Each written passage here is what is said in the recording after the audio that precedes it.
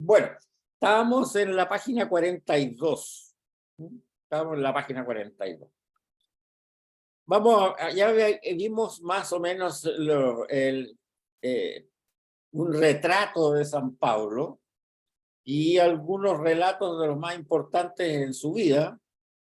Especialmente también insistimos mucho en el asunto de qué consistió exactamente eso que se llama conversión, que no fue conversión, sencillamente fue un reconocimiento del mesianismo de Jesús de Nazaret y una dedicación muy fuerte de su parte por el impacto que le produjo esa visión del Señor a, a los paganos.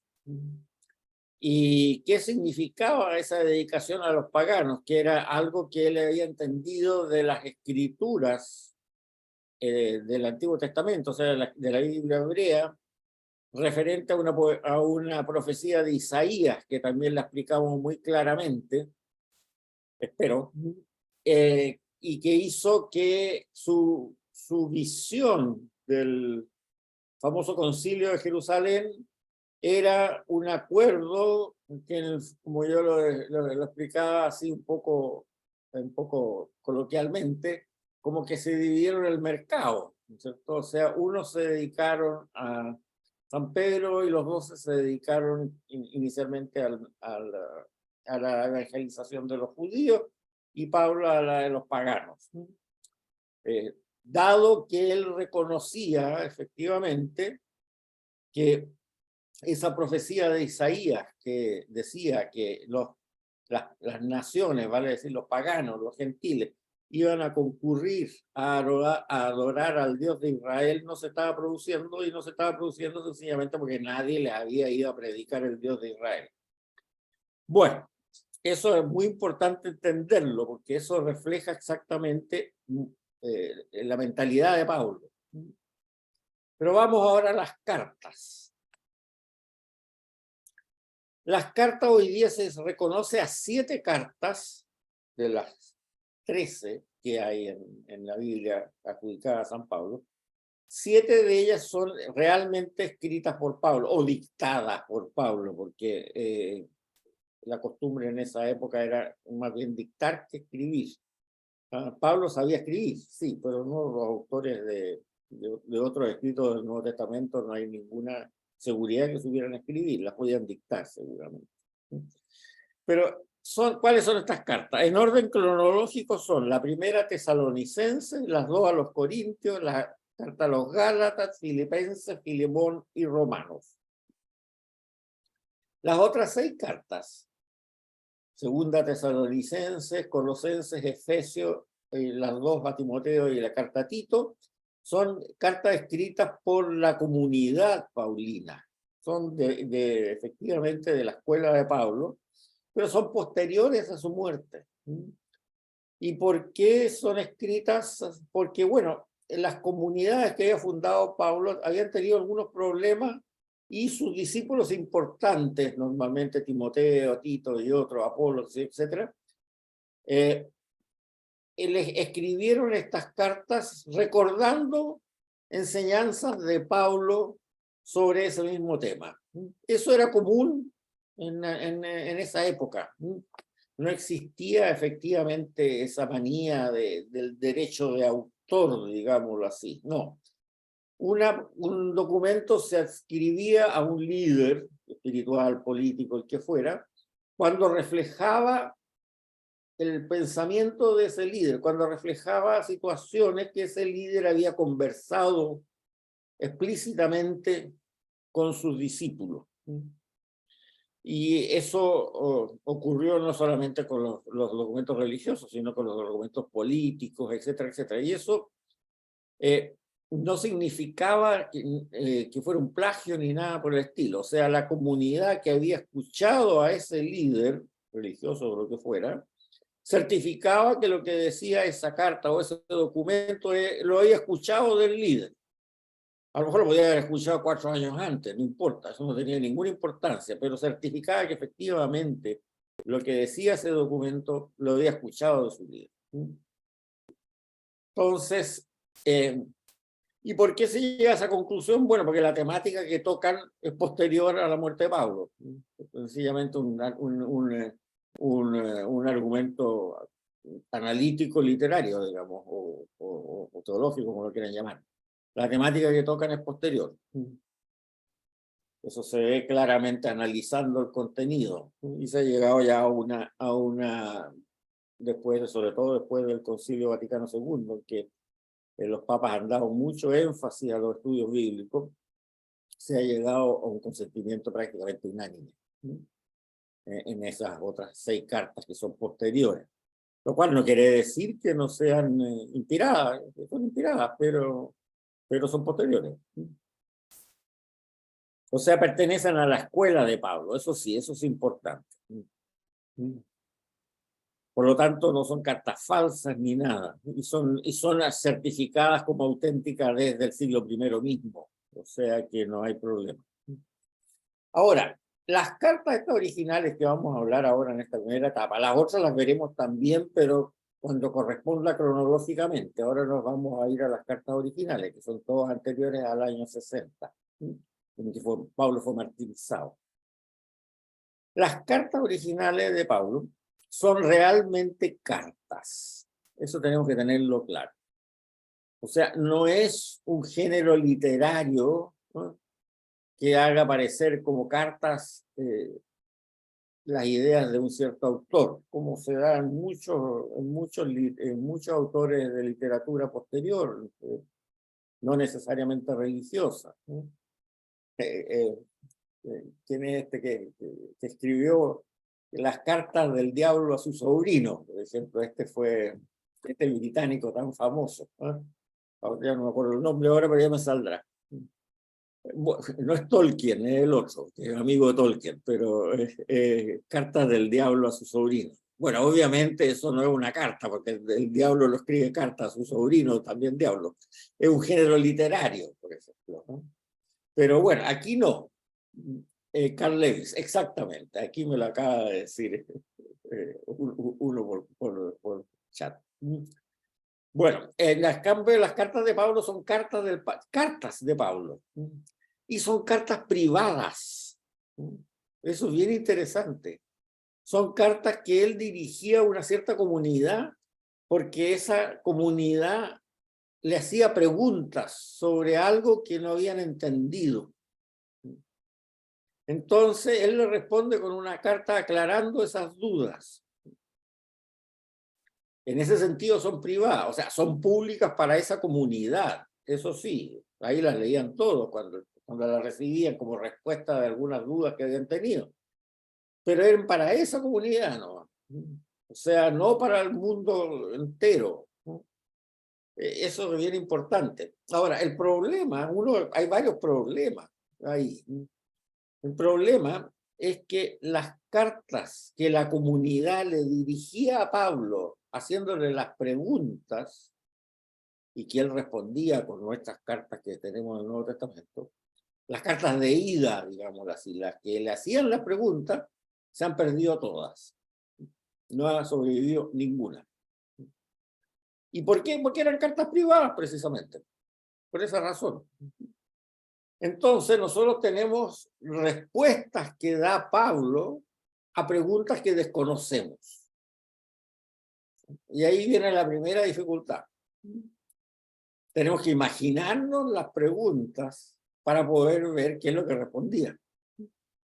Y a veces eso no es tan fácil, ¿no? Y eso no es tan fácil a veces darse cuenta. Por ejemplo, en la primera carta a los Corintios, Pablo dice, no, tengan mucho cuidado con los libertinos.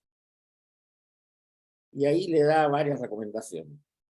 Bueno, ¿qué hacían esos libertinos? ¿Era un libertinaje de qué tipo? ¿Intelectual? ¿De costumbres? ¿Sexuales? O qué sé yo, no tenemos idea. Entonces es bien difícil aterrizar con las respuestas de que le da Pablo en este momento. Tengan cuidado con los libertinos. Bueno, si no sabemos qué hacían esos libertinos. Entonces es medio complicado. La otra, y hay varias cosas que también se derivan de esto mismo, como vamos a ver ahora. Ahora, las cartas en esa época no se mandaban, este tipo de cartas no se mandaban por correo, no existía la oficina de correo ahí. Entonces, normalmente la llevaba un mensajero de Pablo mismo. Pablo escribía la carta o la dictaba un escribano, a veces lo hacía a la media, la mitad el escribano, la mitad él, y se la entregaba a un discípulo suyo para que fuera a la comunidad correspondiente, les entregara la carta y la leyera. O sea, el lector de la carta en la comunidad que la recibía, la hacía en una ceremonia pública. Y él, como era un enviado de Pablo con esa carta, y seguramente le había ayudado a redactarla también a Pablo, él podía explicar cualquier duda que saliera a esa lectura pública de la carta, cosa que no nos pasa a nosotros. Nosotros leemos la carta como el documento, ¿no? Pero esas explicaciones orales que hacía el emisario que llevaba la carta a la comunidad correspondiente, él no la conocemos tampoco. Ahora, otro problema que tienen para la interpretación correcta de las cartas de Pablo, por eso que yo les decía en la clase pasada que la comprensión sobre Pablo y los estudios sobre Pablo desde el año 1950 hasta ahora han cambiado totalmente el horizonte. O sea, una biografía de Pablo de antes de esa fecha prácticamente no sirve para nada. Y lo ideal es algo que sea post-conciliar, yo diría post-1980 o una cosa por ese estilo. Otra cosa que no sabemos muy bien tampoco, por el génesis de estas cartas, es que la comunidad que hacía las preguntas, que le mandó las preguntas a Pablo, no sabemos su composición. O sea, con seguridad no la sabemos, podemos intuirla. Pero entonces eso significa que de repente cuando Pablo les dice, ustedes tal cosa, o vosotros tal cosa, o ellos tal cosa, dependiendo de quién sea el vosotros, ustedes o el ellos, el significado puede ser distinto. O sea, si el ellos, por ejemplo, o el vosotros, son judíos de la diáspora, porque judíos de Judea no, porque nunca le escribió a los judíos de Judea, pero judíos de la diáspora, es muy distinto si el ellos o el vosotros son paganos. Sobre todo en el caso de la circuncisión. En el caso de la circuncisión, que Pablo lo toca mucho, sobre la no necesidad de circuncidar a los paganos dentro de estas iglesias que sigan creando. Es muy distinto si ellos son paganos, ahí se entiende clarito, la no necesidad de circuncidarlo por la profecía de Isaías que veíamos en la clase pasada. Es muy distinto entonces si son paganos que si son judíos de la diáspora, porque si son judíos de la diáspora, Pablo nunca dijo que dejaran de circuncidar a sus hijos los judíos de la diáspora. Entonces, hay que tener cuidado en entender quiénes son los ellos y quiénes son los vosotros en cada carta. En el caso de algunas cartas, incluso posteriores, es muy interesante, por ejemplo, en la carta a los Efesios, lo vamos a ver cuando vemos la carta de los Efesios, que es una carta de la comunidad. En esa carta la comunidad escribe a los Efesios para tratar de limar roces que hay dentro de esa comunidad entre judíos de la diáspora, conversos, y entre paganos conversos.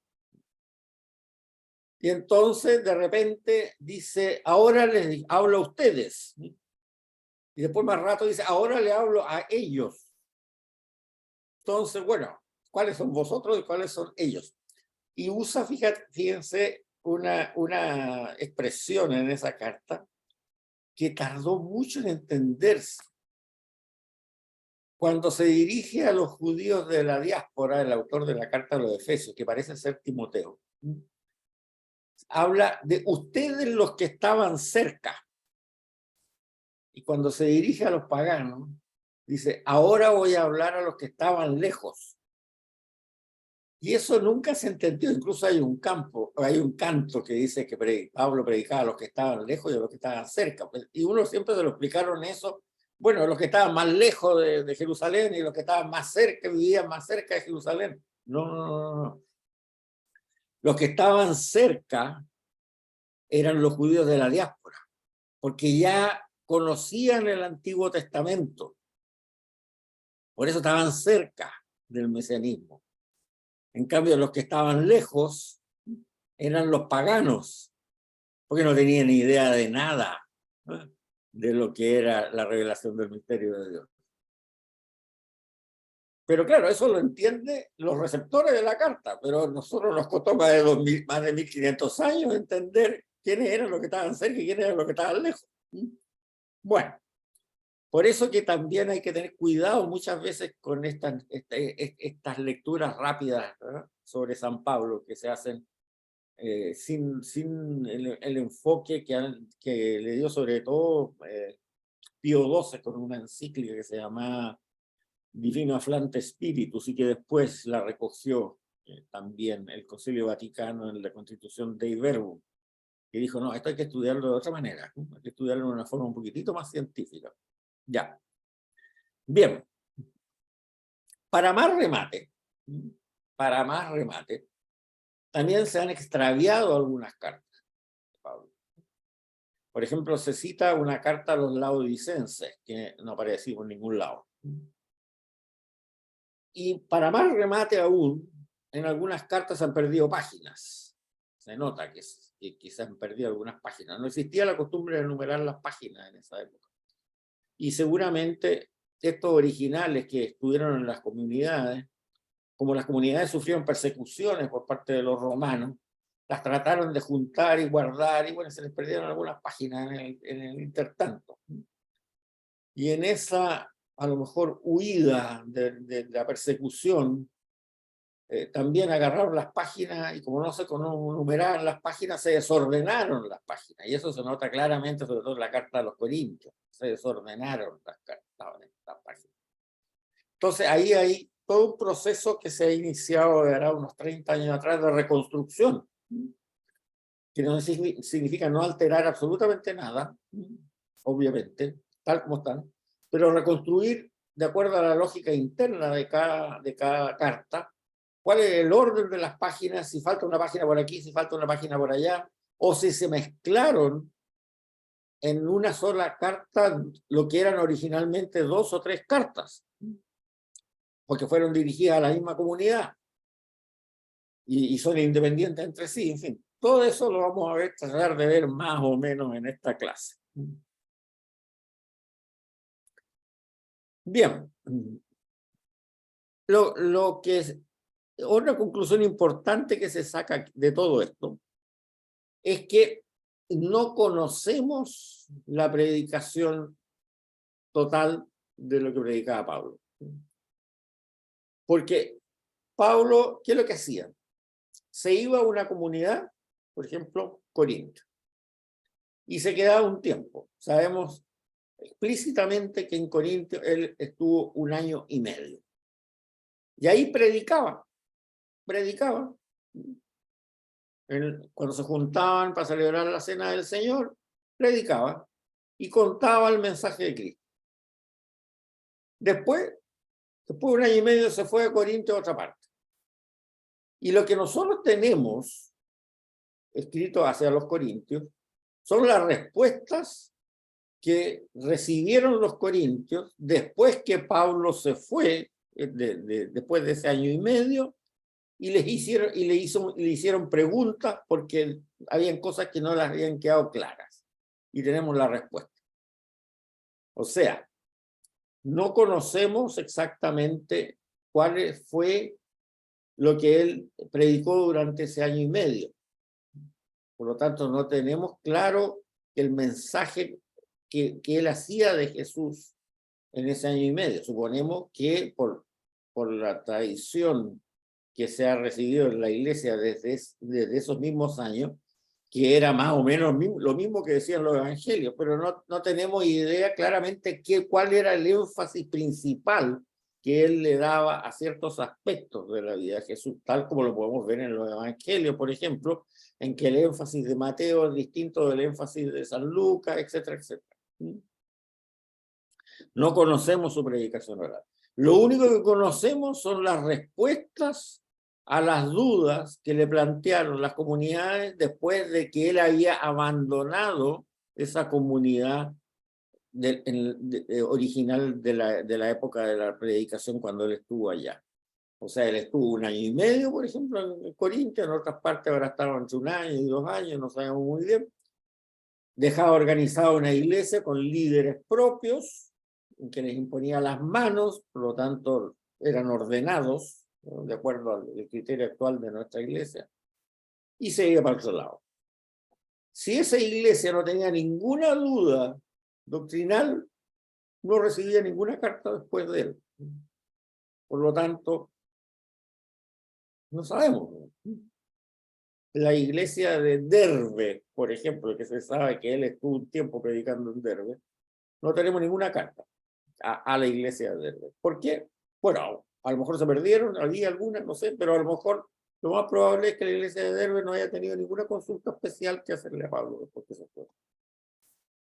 Entonces, si ustedes van a la página 43, ahí tienen 2 notas, o 3 notas, pero vamos a la nota número 40 y la número 41, que han sido hechas por biblistas de muy buena calidad, como James Dunn, en que sacando los puntos que se dan por conocidos de la vida del Señor en las cartas de Pablo, se puede más o menos vislumbrar cuáles eran los puntos más interesantes que tocaba Pablo en su predicación oral. Por ejemplo, James Dunn dice: convertirse de los ídolos al Dios vivo. Todo lo que se refiere a Cristo crucificado. Todo lo que se refiere a que Dios resucitó a Jesús de entre los muertos. Todo lo que se refiere a que Jesús es el Señor. Todo lo que se refiere a esperar la segunda venida de Cristo Jesús, el Hijo de Dios desde los cielos. ¿Qué significa creer en Cristo Jesús? ¿Qué significa recibiréis el Espíritu Santo? Todo lo referente a la cena del Señor y todo lo referente a la ética. Pero curiosamente, si ustedes se fijan en esta parte, no aparece ninguno de los milagros. Ahora, en la nota 41, otro autor del mismo nivel de James Dunn ve todas las citas que hay textuales, ¿no?, de la vida de Cristo en las cartas que nos han llegado a San Pablo, o las de su escuela también. Entonces, con eso uno se puede dar una idea, más o menos, de cuál era lo que se ha llamado el Evangelio de Pablo. Acuérdense que Pablo escribió estas 7 cartas antes que se escriba ninguno de los evangelios que conocemos. Es anterior. Pero claro, la realidad es que no podemos conocer en su totalidad hoy día las enseñanzas de la predicación de Pablo, en su totalidad. Otro punto, ahí en la página 44 yo les hago un pequeño resumen de esto. Tenemos pinceladas de su catequesis, nada más. Pero otro punto que es importante saber es que el orden cronológico en que se escribieron estas cartas es vital conocerlo, y no es el que sale en las Biblias. En las Biblias el orden en que aparecen las cartas de Pablo es lo más absurdo que hay. ¿Saben cuál es el orden que están puestas en las Biblias? En el número de palabras que tiene, el número de letras. La más larga primero y la más corta al final. ¿Qué sentido tiene ese? Ninguno. Pero así estamos. ¿Qué le vamos a hacer? Entonces, por eso que yo se les pongo aquí el orden, y es muy importante, porque uno puede suponer lo que pasa en la vida en general de cualquier persona que hace charlas, clases o lo que ustedes quieran. por un tema específico, de que a medida que esa persona va haciendo más y más y más charlas y clases sobre lo mismo, va madurando más el concepto que va entregando y va madurando más la forma pedagógica en que lo va a entregar. Por lo tanto, es muy importante conocer el orden en que se escribieron. O sea, uno, por ejemplo, si quiere sustentar alguna opinión que uno como lector tiene de algo que leyó en la carta a los Gálatas, no puede citar la carta a los Romanos para sustentar esa opinión. No debe. ¿Por qué? Porque la carta a los Romanos se iba a escribir 10 años después. Sino que tiene que sustentar la opinión que uno tenga de alguna cosa que lee de la carta a los Gálatas, por lo que dice la carta a los Gálatas, o por las que dicen las anteriores, vale decir Corintios y Tesalonicenses. En cambio, si uno lee algo en la carta a los Romanos que le llama mucho la atención y quiere profundizar sobre ese tema, no tiene ningún problema en ir para atrás con la carta a los Gálatas, porque ya estaba escrita. Eso que parece de perogrullo, pero claro, si el orden en que aparecen las cartas en la Biblia no está claro, y además en un orden tan absurdo como el número de palabras que tiene cada una, no ayudó mucho. Bien, vamos entonces a las cartas individualmente, empezando por la primera y terminando por la última. La primera Tesalonicense. La primera Tesalonicense es el documento cristiano más antiguo conocido. O sea, pueden haber habido otros antes, pero que no nos han llegado, se los comieron los ratones o qué sé yo, por lo que haya pasado. Y es del año 49 o 50. O sea, es muy cercano, porque fíjense que se supone que la resurrección del Señor y Pentecostés y todo esto debe haber ocurrido como el año 35, más o menos un año. Entonces esto es 15 años después. O sea, es muy cercano, muy cercano. Y la escriben Pablo, Silvano y Timoteo. Es bien simpático esto, porque Silvano y Timoteo son muy citados en las cartas originales de Pablo y en el libro de los Hechos de los Apóstoles de San Lucas también, como los ayudantes más importantes de San Pablo, agregando adicionalmente a Tito, que no aparece en esta carta todavía, pero sí aparece en la siguiente. O sea, se supone que los líderes de la escuela de Pablo, que llevaron a su concreción las 6 cartas adicionales, serían Silvano, Timoteo y Tito. Porque siempre los cita mucho Pablo a estos 3. Y los manda como mensajeros a entregar estas cartas a las comunidades y qué sé yo, etc. Ahora, ¿qué cosa pasa en Tesalónica? Tesalónica en Grecia. Lo que es Grecia hoy día, o sea, Europa, bien Europa. Bueno, hay una persecución contra los cristianos, dicen, bueno, deben ser entre judíos y cristianos ahí que se lanza una persecución, ya sean judíos que reconocían al Señor como Mesías, lo más probable, judíos de la diáspora, y cristianos paganos, qué sé yo, etc. Hay una persecución local contra ellos. No se sabe cuán sangrienta fue, pero seguramente un gobernador romano de ahí consideró que estaban armando mucho barullo ahí, inquietando a la gente, entonces decidió tomar medidas. No parece ser que haya sido muy sangrienta, sí, pero persecución molesta, en que les deben haber expropiado los bienes, las casas, los lugares donde se reunían, qué sé yo, y los libros, los documentos, etc. Entonces Pablo se siente muy preocupado de esa comunidad por ser la primera vez que ve una persecución ahí en una comunidad suya y tiene dudas que esa comunidad pueda resistir esa persecución. Que sencillamente digan, bueno, ¿saben? Ya no nos preocupemos más de este Jesús de Nazaret porque nos trae puros problemas. Ya vivamos en paz con los romanos porque si no nos van a matar a todos. Eso es lo que debe haber pensado Pablo seguramente. Entonces Pablo les envía a Timoteo. A Timoteo allá, él está en Corinto, ¿ah? Le envía a Timoteo para ver qué pasa y para que los reconforta y para que predique un poco y les levante el ánimo, que sé, etcétera. O sea, la confianza que tenía Pablo en Timoteo y Silvano y Tito era infinita. Era como su alter ego, pudiéramos decir. Entonces les manda a Timoteo y Timoteo parece que encuentra que todo está muy bien, que la comunidad ha resistido bien la persecución y vuelve a Corinto, donde está Pablo, con muy buenas noticias. Y entonces ahí Pablo él mismo dice, vuelve a vivir. Se siente feliz de que esa comunidad que él había formado haya sido heroica y se haya resistido. Y entonces, a raíz de eso, él escribe esta carta, Pablo, y se las manda.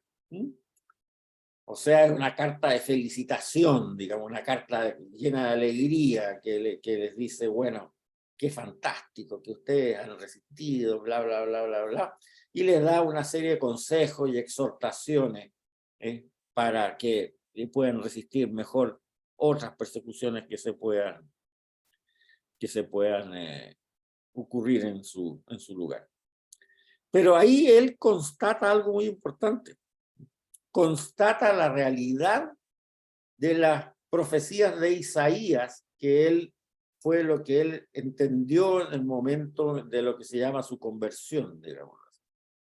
O sea, las naciones, por eso que se supone que en Tesalónica la gran mayoría de los destinatarios de esta carta, que es bien breve por lo demás, eran paganos. Las naciones están empezando a adorar al Dios verdadero, al Dios de Israel. Y eso lo deja muy feliz también. O sea, él tenía razón. Las naciones, si se les predica a las naciones, como decía Isaías, empiezan a adorar al Dios de Israel.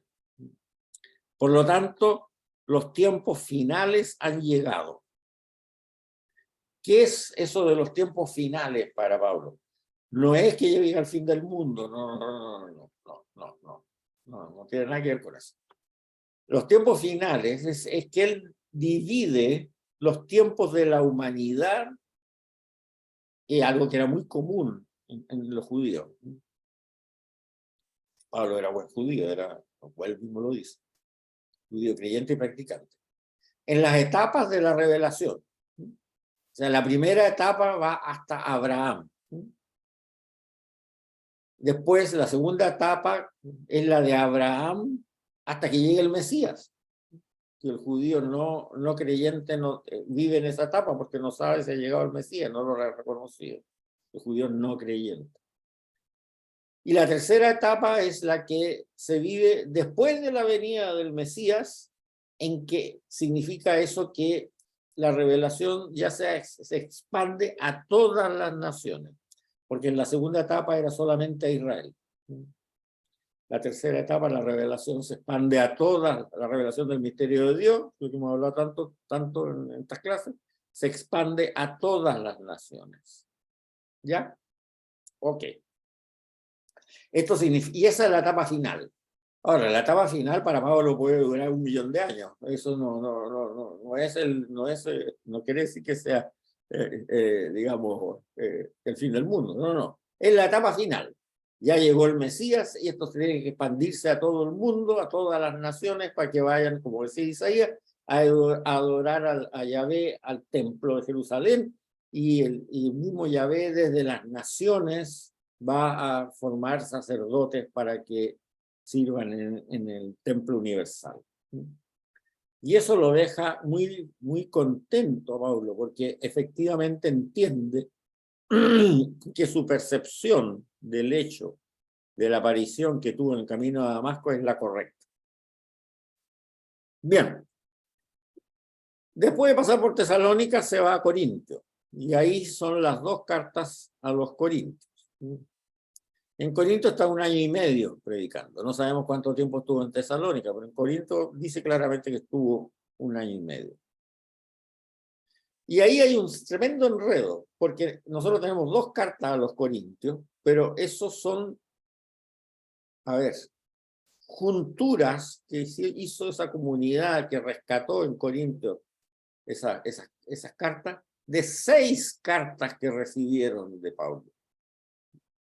Por eso que leer las cartas a los Corintios en una buena Biblia, o sea que sea traducción literal, es un drama, porque no se entiende en absoluto, porque es una mezcolanza de páginas de 6 cartas distintas, eso es lo que sentimos hoy día.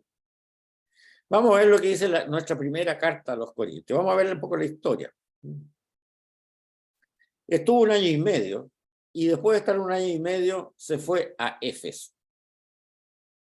Corinto está en Grecia, y Éfeso está hoy día en Turquía, en Asia Menor. O sea, son buenos kilómetros, 1000 y tantos, deben ser 1500, qué sé yo.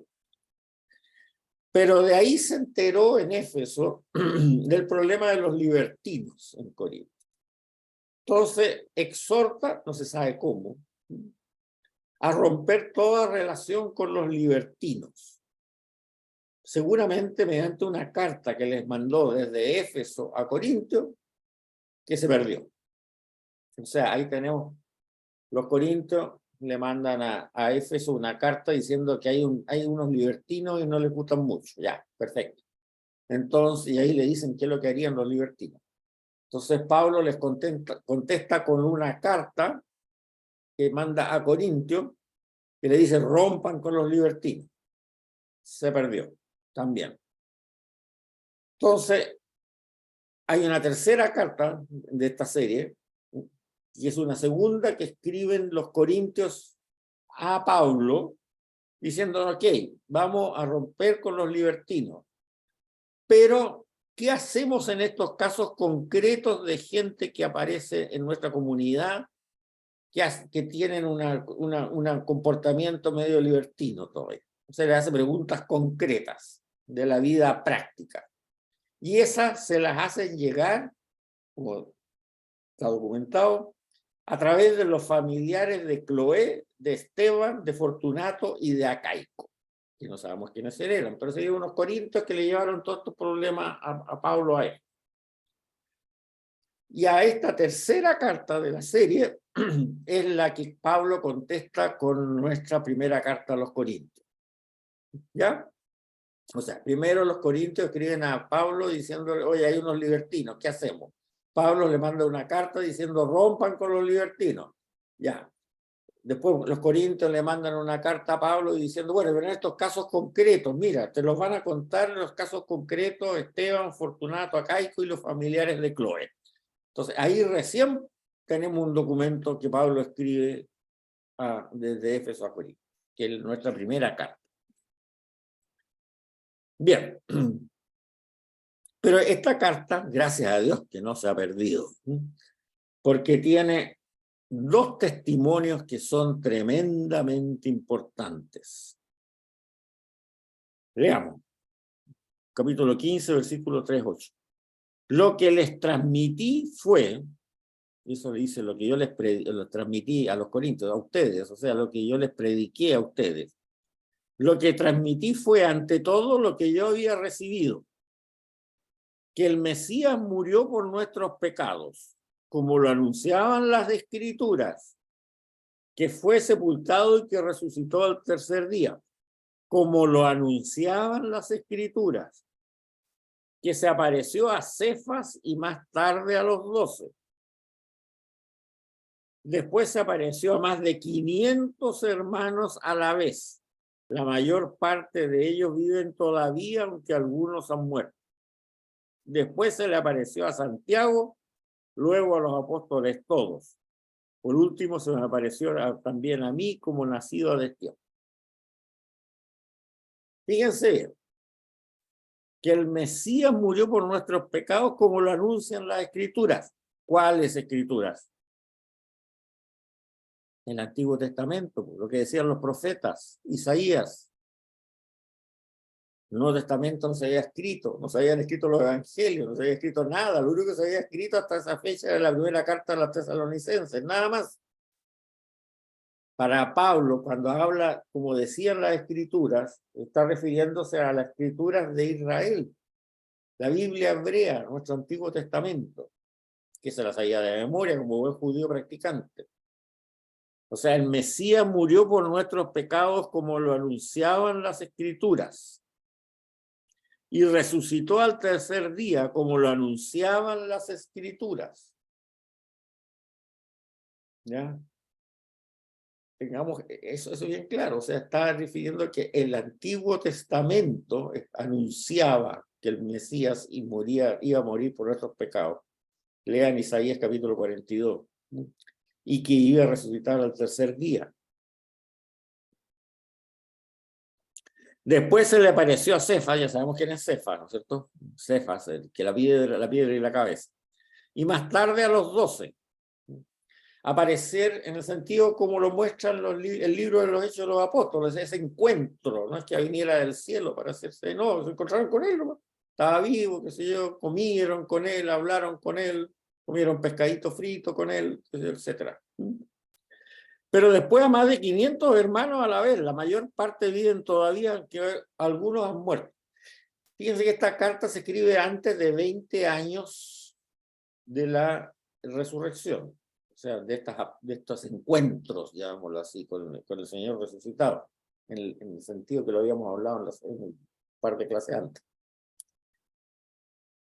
Y dice, solo más de 500 y solo algunos han muerto. No dice la mayoría han muerto, sino que solo algunos han muerto. La mayor parte viven todavía. O sea, supongamos que de esos 500 han muerto 100. O sea, cuando escribe Pablo esto, hay 400 más o menos vivos. Si esto fuera un carril, como decimos en Chile, habría despertado escándalo lo que dice Pablo. No, si no es cierto. No, si no está, no se nos apareció, no. Pensamos, era un fantasma, qué sé yo, no sé. Sin embargo, no hay ninguna, ni en la literatura paralela a la Biblia, pero de esta época, nadie que haya dicho que esto no sea cierto.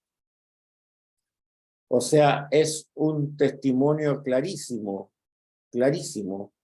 de efectivamente de ratificación por ausencia, como se llama esto, cuando nadie reclama de que efectivamente esto debe haber ocurrido así como lo dice Pablo. O sea, si fueron 500, fueron 300 los que seguían vivos, da lo mismo. Un número grande en que tuvo el encuentro con el Señor resucitado, no una aparición desde el cielo, como lo explicamos a 2 clases más atrás, repasan eso, y que es la forma que lo explica Benedicto XVI, tal como yo se los dije, y le mandé también una hojita, escrita por ahí para que lo vieran. Que era un ser vivo, porque comía, además, incluso hasta dice en el menú que comía.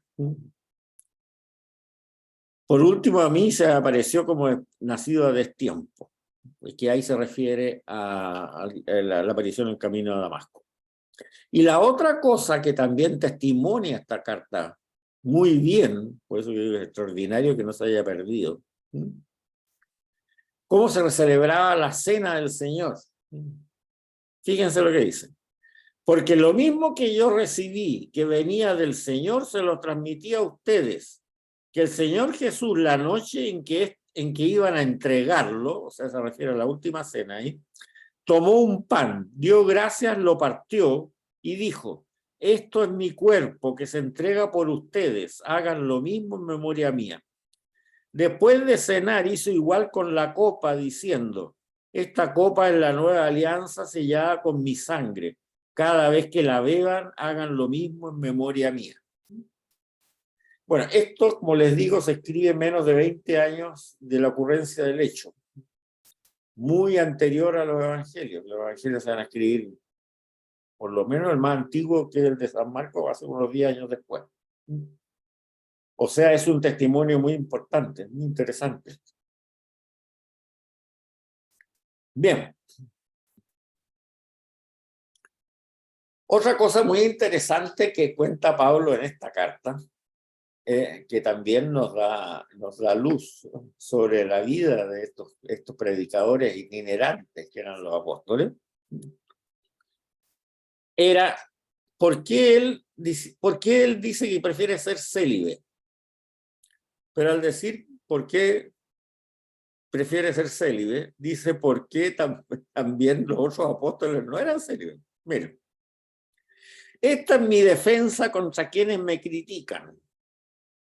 ¿Acaso no tenemos derecho a comer y beber?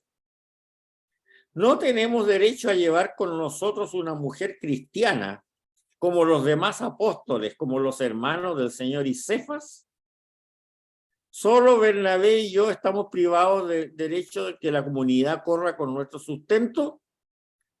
A pesar de todo, no he usado ninguno de estos derechos.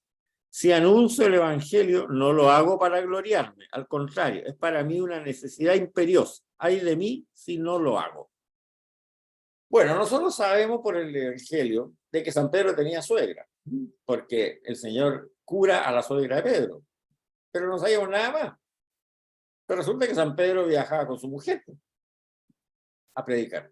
Aquí lo está diciendo claro. ¿Acaso no tenemos el derecho con nosotros de llevar a una mujer cristiana como los demás apóstoles hermanos del Señor y Cefas? Y era lo menos obvio. Si San Pedro estaba casado, supondremos que ya sus hijos eran mayores. Sabemos que tuvo una hija, pero por otro texto. Pero pues, teníamos hijos también. Bueno, si eran mayores, los dejó trabajando en lo que trabajaban y salió a predicar San Pedro. Bueno, salió a predicar con su mujer, pues no la iba a dejar abandonada en Galilea, que se muriera de hambre. Es obvio, salió a predicar con su mujer. Aquí sabemos.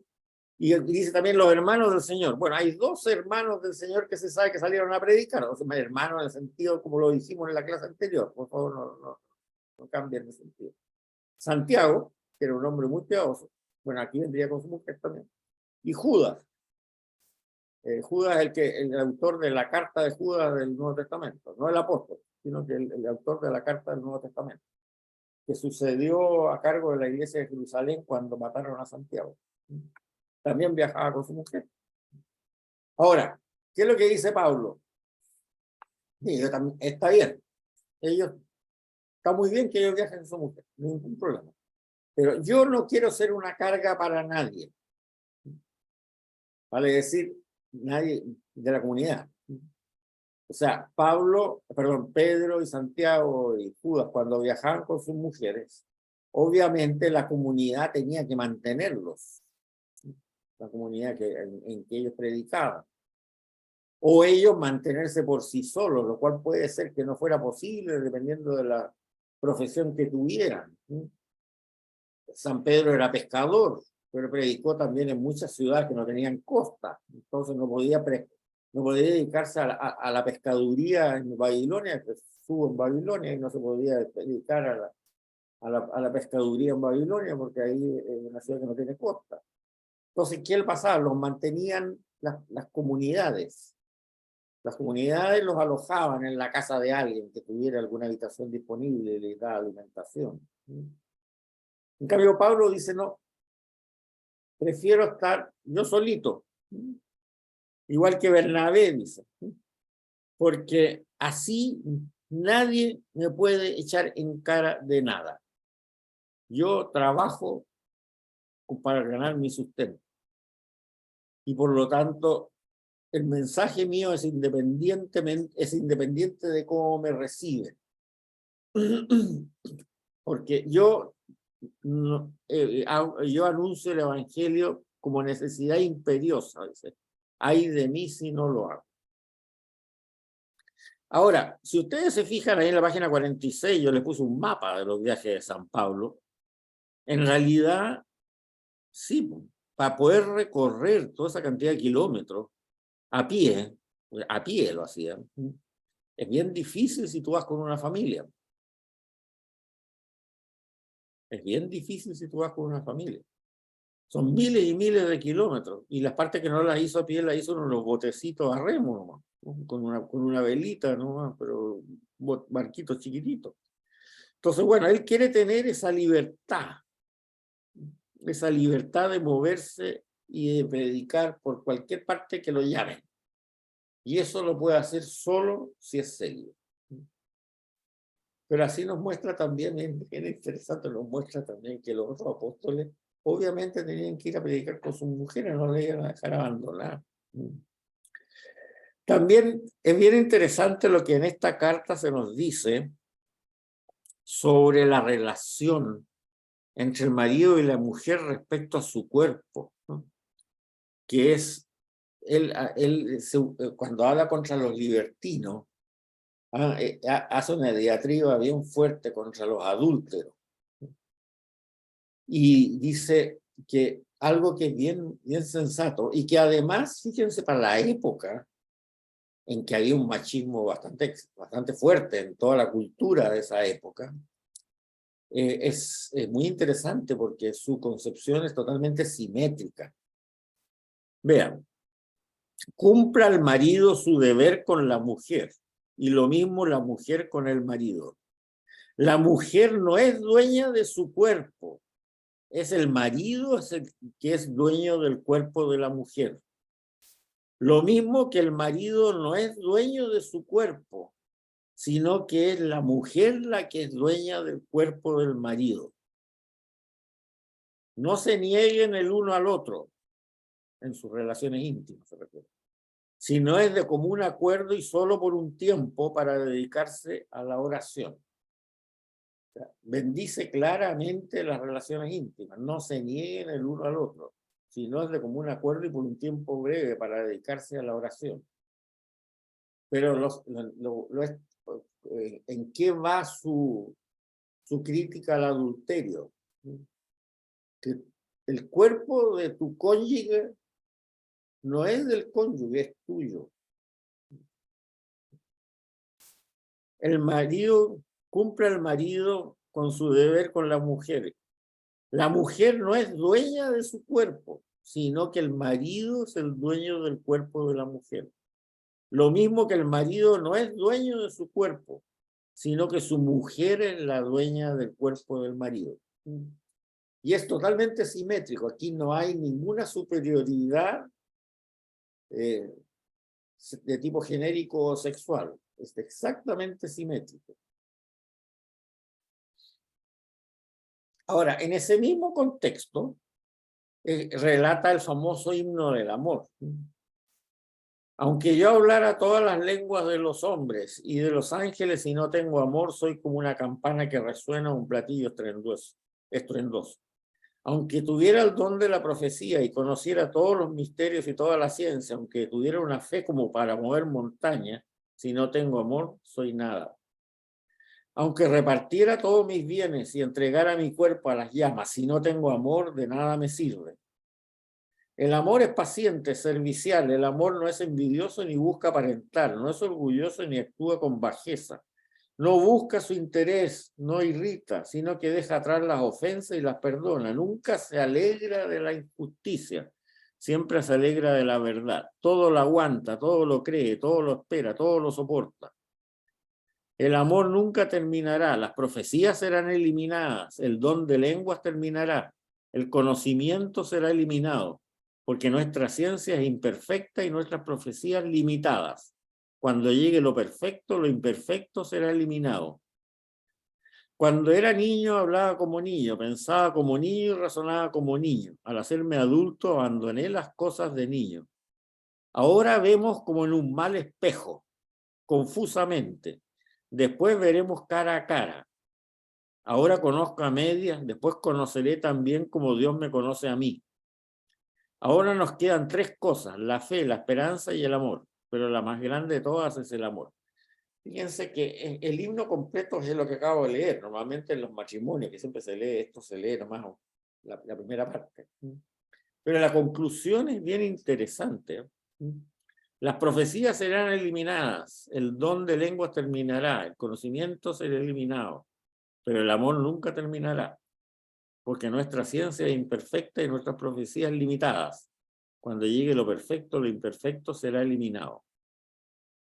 Ahora vemos como en un mal espejo, confusamente, después veremos cara a cara.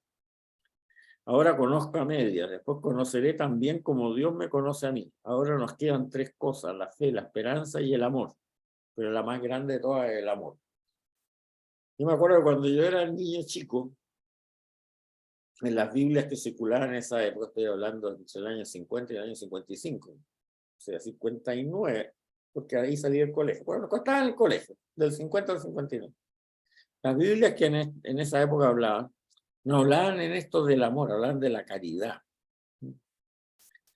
Y hacía que se entendiera requete contra mal esto. O sea, pobremente, digamos, porque él habla del amor, y el amor en todo sentido, como ustedes ven acá, el amor entre amigos, entre parejas, entre hermanos, dentro de una comunidad, qué sé yo, etc.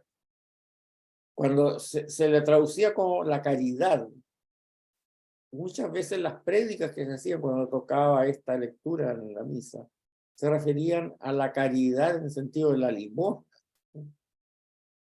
Y eso es empobrecerlo mucho. Obviamente, cuando se habla del amor, se habla de la caridad en el sentido de la caridad al prójimo también, eso está clarísimo. Pero lo que habla Pablo aquí es mucho, mucho, mucho más amplio que eso solamente. Bien, sigamos con la primera carta a los Corintios. Pablo termina esta carta con una exclamación, Maranatá. Ese es una expresión en arameo. Pero él no la escribe en arameo, porque obviamente los corintios no iban a entender nada de eso, sino que la escribe con letras griegas que suene al leerlo igual que Maranatá. ¿Ya?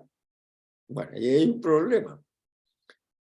Porque Maranatá depende de cómo la vocalices. Ustedes se acuerdan de lo que yo hablé del lenguaje del idioma hebreo. Depende de cómo la vocalices y depende de cómo dividas esa Maranatá en los componentes hebreos, porque son dos palabras en hebreos, significan dos cosas diferentes. Si nosotros la dividimos como Marana, primera palabra, y Ta, la segunda palabra, quiere decir ven Señor nuestro, pero en un imperativo suplicante. O sea, ven Señor nuestro porque estamos que nos ahogamos. Eso significa Maranatá. Estamos a punto de perecer. Ven, o sea, no es un deseo así, llamémoslo así, etéreo. No, no. Es una insistencia a que venga luego porque estamos ya a punto de perecer. Ven, Señor, ahora, apúrate, apúrate, ven, ven, ven. Ven, Señor nuestro. Y eso también aparece escrito bien en varios textos contemporáneos al Nuevo Testamento, que no entraron al Nuevo Testamento, pero que los vamos a ver también, que son bien interesantes, como un catecismo que se escribe en esa época que se llama la Didache. Ahora, si nosotros la dividimos de otra manera, en vez de Maranatá, lo dividimos como Marán Ata, entonces deja de ser un imperativo, sino que es una consumación del pasado. Ahí significa el Señor ya ha llegado. Entonces, ¿qué significa esto? ¿Es ven Señor Jesús urgente porque estamos con el agua al cuello? ¿O un buen anuncio de que el Señor ya ha llegado, el Señor ya ha venido? Bueno, si nosotros vamos al Apocalipsis, el Apocalipsis termina también con algo que significa Maranatá, pero ahí San Juan tuvo la buena idea de ponerlo en griego, y en griego traducido bien, no en griego fonético como lo pone Pablo. El Curie Jesu, pone San Juan ahí, que significa ven Señor Jesús, en imperativo, el imperativo también suplicante. Por lo tanto, quiere decir que eso significa. El Maranatá de Pablo también significa eso. Ven, Señor Jesús, en un imperativo suplicante. Pero lo simpático de esto es que entre esta carta de Pablo y la redacción del Apocalipsis deben ocurrir más o menos 40 años. Y los dos citan lo mismo. Este Maranatá. Uno en en arameo y el otro en griego. Y lo que se supone hoy día que ese era un saludo con que se saludaban los primeros cristianos. Ven, Señor Jesús. Era darle la paz, digamos, como decimos nosotros, en Maranatá. Porque también aparece, como lo digo, en este catecismo, que se escribió entre medio de las dos. Es posterior a esta carta de Pablo, pero es anterior al Apocalipsis, que lo vamos a ver cuando corresponda, a pesar de que no está en el Nuevo Testamento. También parece, ven, Señor nuestro. Bien, eso es lo que es la primera carta a los Corintios. Vamos a la segunda carta a los Corintios. Ahí sí que el enredo es gigantesco de cuántos papeles, textos, páginas traspapeladas y todo lo que sea. ¿Qué es lo que pasa? Habíamos llegado a que Pablo en el fondo mandaba, era una tercera carta, lo que estábamos viendo era una cuarta carta después de este intercambio de 3 anteriores entre Corintios y Pablo, en que le contestaba una serie de detalles sobre qué hacer con los libertinos. Pero ¿qué pasa? Después de todo esto, Pablo vuelve a Corintio a hacer una inspección ahí y encuentra un desastre, todo lo que estaba ahí. Y por lo tanto pega un portazo y se vuelve inmediatamente a Éfeso. ¿Qué pasa? Los corintios se quejan de eso. Y él les contesta entonces con una carta escrita con gran aflicción y con el corazón angustiado con muchas lágrimas.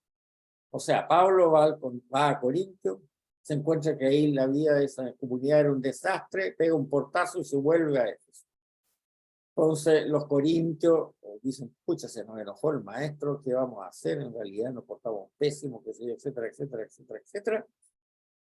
Y le mandan una carta a Éfeso, ya sería como la cuarta, la quinta, la sexta, ya ni he perdido la cuenta, diciendo, Pablo, no te enojes, si tienes razón, qué sé yo, bla, bla, bla. Y Pablo contesta esa carta con una carta que la escribe con el corazón angustiado, con muchas lágrimas. Y todo eso se perdió. Pero se ha podido investigar, bueno, qué es lo que pasaba en Corinto, por qué estaba tan molesto Pablo. Y la razón es que había aparecido un líder en la comunidad de Corintio que discutía la autoridad de Pablo para predicar. Seguramente era un misionero judeo cristiano de tipo extremista, suponemos eso. Pero había ocurrido que un líder de la comunidad de Corinto había surgido y que cuestionaba la autoridad de Pablo para predicar. Probablemente, como decimos, un judeo cristiano de tipo extremista. Entonces eso era muy grave, por eso que Pablo se va, porque si estaban siguiendo a otro que lo cuestionaba a él como apóstol, no podía seguir ahí, pega un portazo y se va. ¿Qué es lo que hace Pablo? Algo parecido a lo que hizo en Tesalónica. Envía a Tito a Corinto a tratar de volver de nuevo a esa comunidad al redil, esa comunidad que se había arrancado del redil de las ovejas, volverla al redil.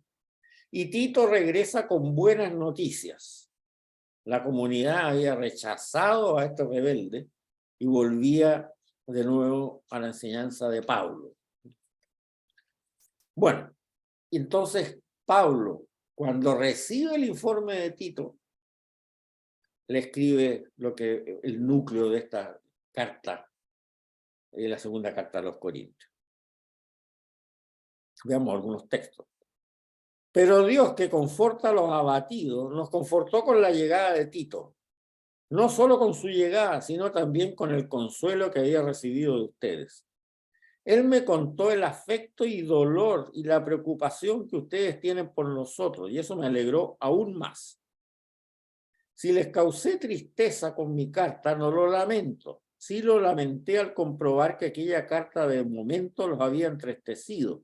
Y ahora me alegro, no con la tristeza de ustedes, sino del arrepentimiento que les provocó. Su tristeza provenía de Dios, de manera que nosotros no le hemos hecho ningún daño. La tristeza por voluntad de Dios produce arrepentimiento saludable e irreversible. La tristeza por razones de este mundo produce la muerte. Ahora, hay un biblista judío, Daniel Boyarín,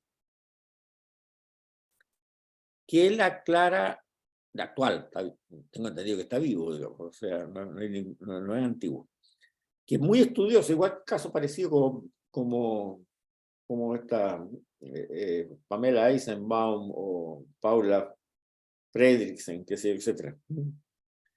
Que son biblistas judíos que actúan en equipo con biblistas cristianos católicos para descubrir bien las raíces que esto tiene. Papa Benedicto XVI inculcó mucho ese trabajo, cuando fue Papa, ese trabajo conjunto. Y si ustedes han leído el libro Jesús de Nazaret, los 3 tomos, en el primer tomo él hace un elogio de un biblista judío, que ha escrito un libro muy interesante. No me acuerdo cómo se llama este hombre ahora, pero hace un elogio bien claro. ¿Qué es lo que dice Daniel Boyarín? Lo leo en la página 48. Es preciso hacer notar que la teología de San Pablo no indica derogar el camino de la salvación que Dios había instalado para el hombre en el Antiguo Testamento a través de Israel, sino que muestra que Dios decidió ampliarlo para toda la humanidad a través de Cristo. ¿Se acuerdan lo que hablábamos cuando en el Concilio de Jerusalén se dividieron el mercado, les decía yo, entre Pedro y Pablo? Es esto. Sino que muestra que Dios decidió ampliarlo para toda la humanidad a través de Cristo. Por eso la teología de San Pablo busca la salvación universal de la humanidad y por ello critican los marcadores étnicos del pueblo elegido, marcadores que los diferencian o que los llevan a automarginarse del resto de la humanidad, como ser la circuncisión y las leyes relativas a la pureza ritual, por ejemplo. ¿Se acuerdan cuando hablábamos la diferencia del judío de la diáspora y el judío de Judea? Bueno, aquí está bien claro, o sea, la teología de San Pablo busca la salvación universal de la humanidad y por eso critica los marcadores étnicos del pueblo elegido, sobre todo los de los judeanos, que los llevan a automarginarse del resto de la humanidad. Acuérdense, ¿por qué lo que decía Isaías? Tienen que venir los paganos a adorar al pueblo, al Dios de Israel, a Jerusalén. ¿Y por qué no están viniendo? Porque los judíos se han automarginados. Se han automarginado. Como ser la circuncisión, etc. Pero no niega Pablo el valor universal a los mandamientos de Dios contenidos en la ley moral de Moisés y en el judaísmo. Moral, no ritual.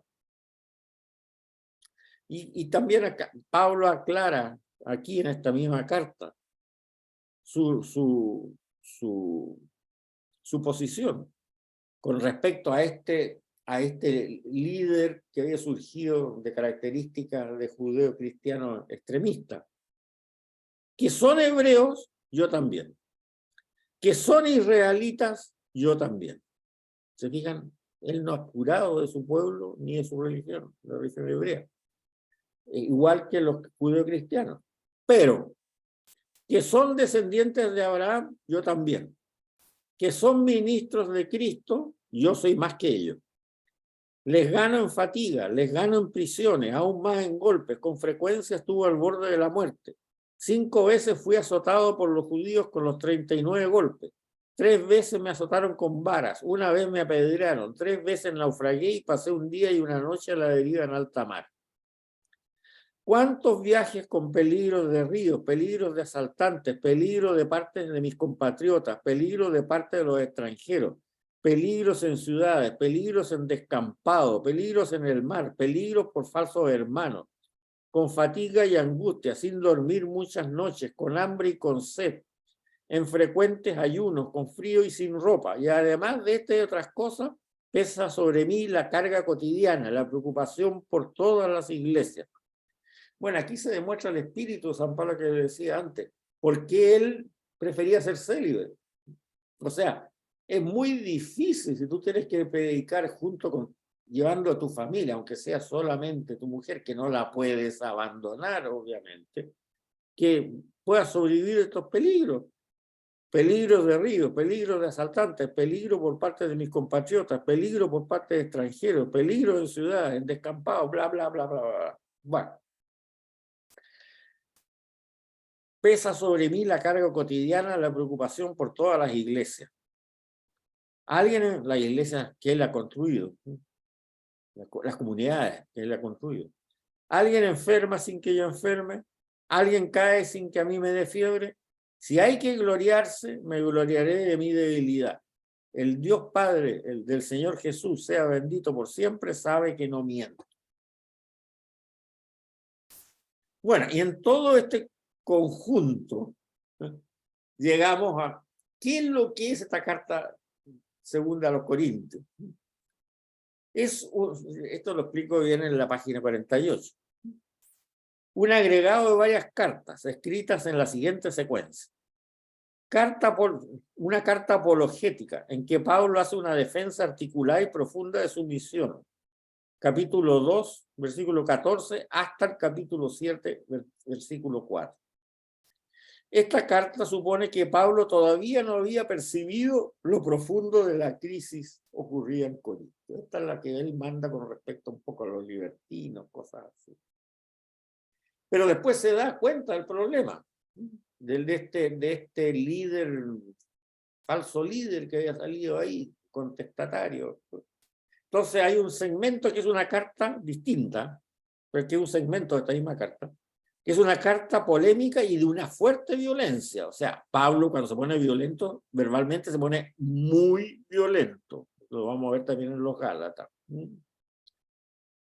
Pablo se ve obligado a reconquistar una comunidad que se había pasado al bando de los recién llegados. Esto va del capítulo 10, versículo 1, al capítulo 13, versículo 10.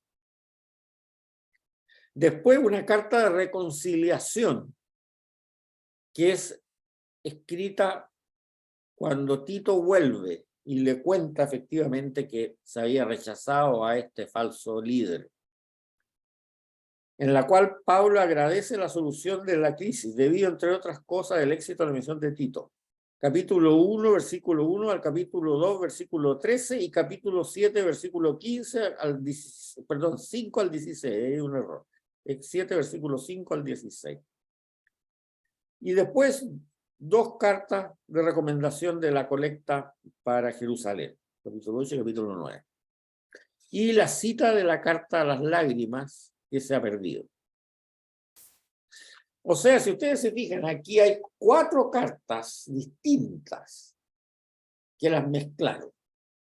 Y las mezclaron incluso poniéndolas en desorden entre ellas, porque ni siquiera van en orden, e incluso algunas divididas en 2 partes, como es el caso de la carta de reconciliación, o la carta polémica la pone después de la carta de reconciliación.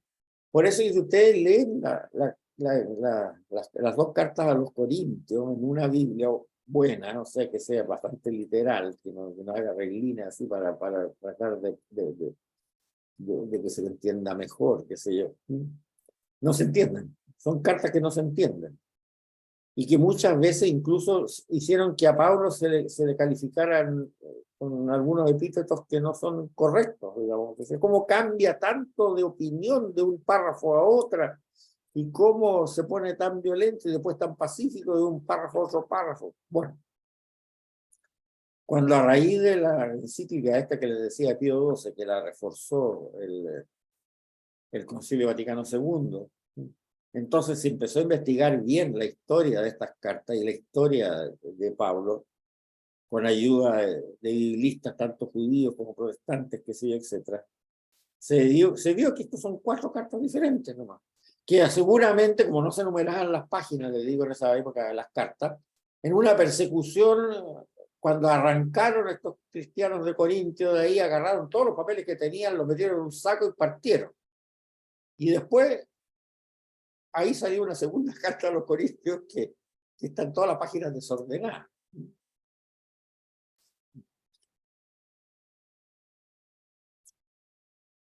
Bueno, hay una cosa que yo les voy a mostrar aquí, que es el apéndice 3, de la página 81. Vamos a ir para allá.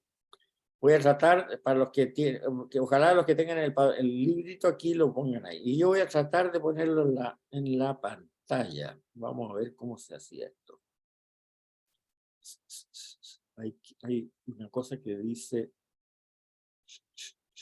No, ¿dónde está eso? Share screen, creo que es esta. Sí. Eso aquí. Vamos, esta.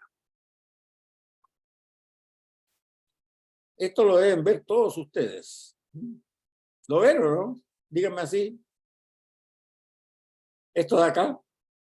Apéndice 3 en la página 181, dice acá. ¿Lo ves tú, José? Sí. ¿Lo ven? Ya. Bueno, hay un señor, un biblista católico muy bueno, que se llama Zenén Vidal, que entiendo también que está vivo, porque no estaba vivo hasta hace poco, que hizo un análisis, y sacó un tomo bastante grosso, le ha costado unos 20 años hacer esta pega. Un análisis de todas las cartas de estas cartas auténticas, las 7 cartas de Pablo. Y aquí, por ejemplo, llegó a la conclusión de cuáles son verdaderamente los originales como corresponde.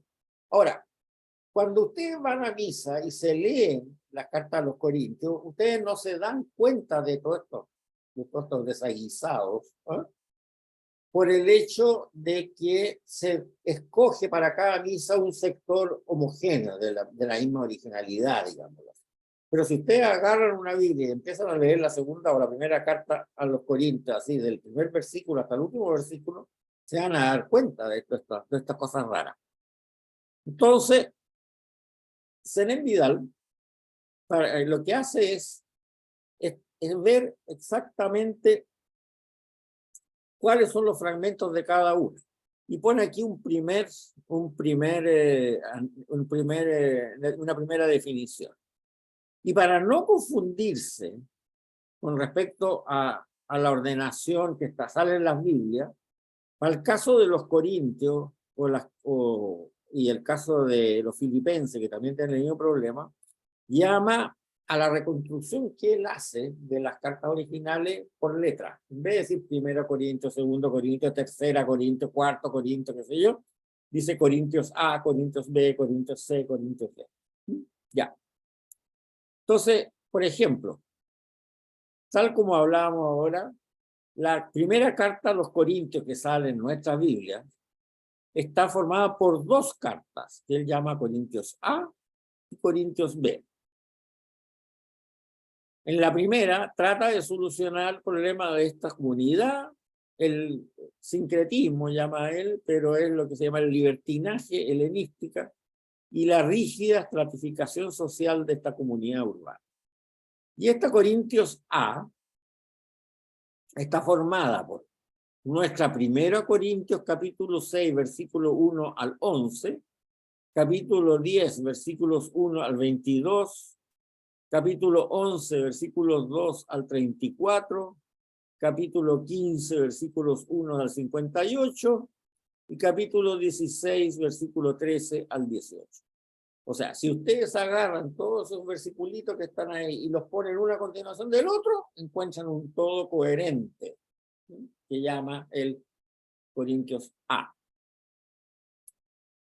Yo le voy a dar la pega hecha, no se preocupen, ¿sí?, para cuando la quieran leer.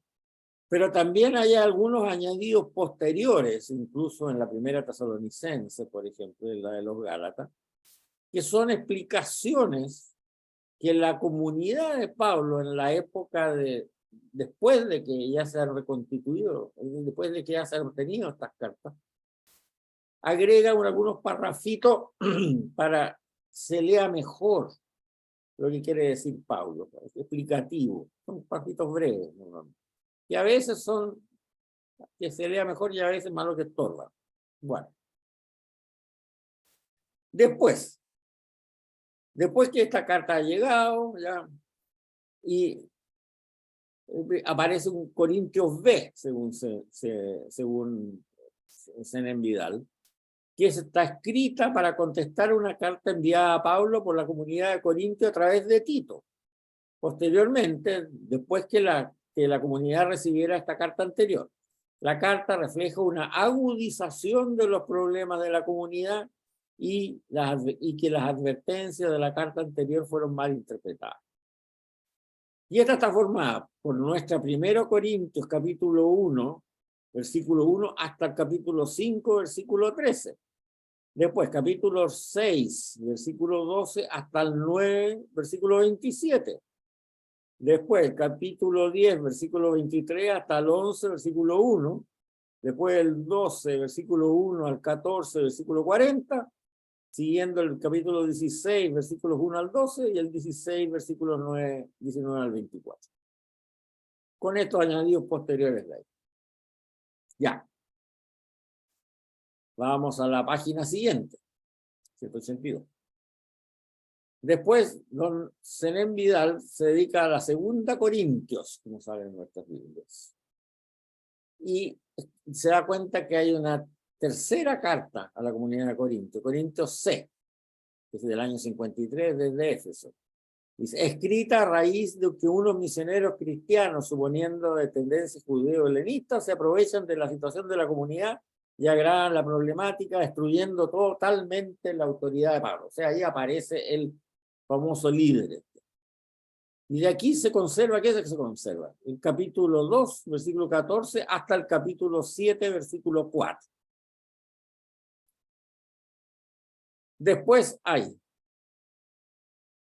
una cuarta carta a la comunidad de Corintio, de año 53 desde Éfeso, y escrita a raíz de la visita fracasada de Pablo a Corinto. O sea, después, justo después que él da el portazo y vuelve, en que Pablo toma conciencia de su cuestionamiento por parte de la comunidad, la que se había pasado al bando de los nuevos misioneros. Esta es una carta también escrita con muchas lágrimas, de lo cual se conserva solo del capítulo 10, versículo 1 al capítulo 13, versículo 13. Y aquí parece que terminara, pero no es así, porque si vamos a la página 183, está la quinta carta a la comunidad de Corintios, Corintios E. Dice, esta es la carta de reconciliación que Pablo con la comunidad de Corinto, ya que Tito le informa, o sea, esta es la que escribe después del regreso de Tito. Tito le informa, después de un viaje suyo a Corinto, que la comunidad ha rechazado a los misioneros intrusos y ha vuelto al redil de Pablo. También esta carta está destinada a ultimar los preparativos para la colecta de la iglesia de Jerusalén. ¿Y cuál es esta carta? Capítulo 1, versículo 1, hasta el capítulo 2, versículo 13, y seguido del capítulo 7, versículo 5, al capítulo 8, versículo 24. Ya, y ahí se acaban. Bueno, este es el apéndice 3. Ahora, lo ideal es uno leer estas cartas en el orden correspondiente, en esto. Y esa pega ya se las hice. Una vez que me dio una gripe fuerte, hace como 20 años, y su señora me dijo, tú no te levantas hasta que estés bien. Entonces, ¿qué iba a hacer yo metido en cama sin levantarme hasta que esté bien? Bueno, en una mesita que tenía en la mesa, agarré la Biblia de Jerusalén o la Biblia de Onso Shekel, que están en la internet. ¿Ah? Y me di la lata, porque no podía hacer otra cosa, el aburrimiento, de copiar todas estas citas. Copiar y pegar, copiar y pegar, copiar y pegar, copiar y pegar, copiar y pegar, hasta que armé el documento completo de todas las cartas originales de Pablo en el orden que corresponde. Para que ustedes no tengan que buscar en las Biblias todas. Esta reconstrucción es absolutamente fiel, o sea, no se cambia ni una coma, tal como hizo Zenén Vidal, no se cambia ni una coma de una carta como aparece en nuestras Biblias. Eso ténganlo claro. Ni se agrega nada, nada. Pero obviamente ahí vuelve a relucir la belleza de esta carta, porque se ve todo una cosa coherente. una cosa coherente, cada cartita, ¿no? Fíjense aquí en esta, por ejemplo, en esta, la Corintios B, pasa del capítulo 1 hasta el capítulo 5, después algunos versículos del 6 al 9, después algunos versículos solamente del 10 y del 11, o sea, y así. Por eso es que si uno las lee en una versión buena, como la Biblia de Jerusalén o la Biblia del 11.7, la Biblia de nuestro tiempo, inclusive, la del 11.7, se nota un cambio de tono y un cambio de teología que no se entiende. Así que yo les voy a mandar, junto con la carta que les mando siempre después de cada clase, les voy a mandar el texto de las cartas originales de Paula en la reconstrucción de Zenén Vidal, usando el texto online que yo tenía en ese momento, que era la de Alonso Schetter o la de Jerusalén. Ahí lo digo, ahí lo van a poder leer. Y como les digo, es absolutamente fiel, no hay ni una coma agregada ni una coma eliminada. Lo que sí que no incluía ahí, por las razones que yo les expliqué ahora recién, los añadidos posteriores. Porque los añadidos posteriores, por muy explicativos que parezcan, a veces no aclaran, la mayoría de las veces no aclaran nada y cortan el relato, porque se nota otra mano ahí, en esos añadidos posteriores. Muy de la escuela Paulina serán, pero son otra mano. Entonces, volvamos ahí. Ya, entonces vamos a quedar hasta acá, hasta donde termina. Una cosa que se me olvidaba del cierre de la carta de la segunda de los Corintios. Es una tradición, el saludo final, la despedida, hace un saludo trinitario que yo creo que es lo más antiguo que se conoce como saludo trinitario. Dice, el favor del Señor Jesús Mesías, el amor de Dios Padre y la solidaridad del Espíritu Santo estén con todos ustedes. Estamos hablando de antes del año 50, ya existe una tradición trinitaria muy fuerte. Porque aquí está clarísimo.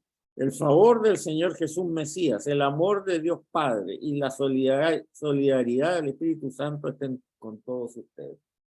Una despedida muy bonita. Bueno, y nos toca el momento de despedirnos a nosotros, pero espérense, antes voy a ver bien qué preguntas hay por acá.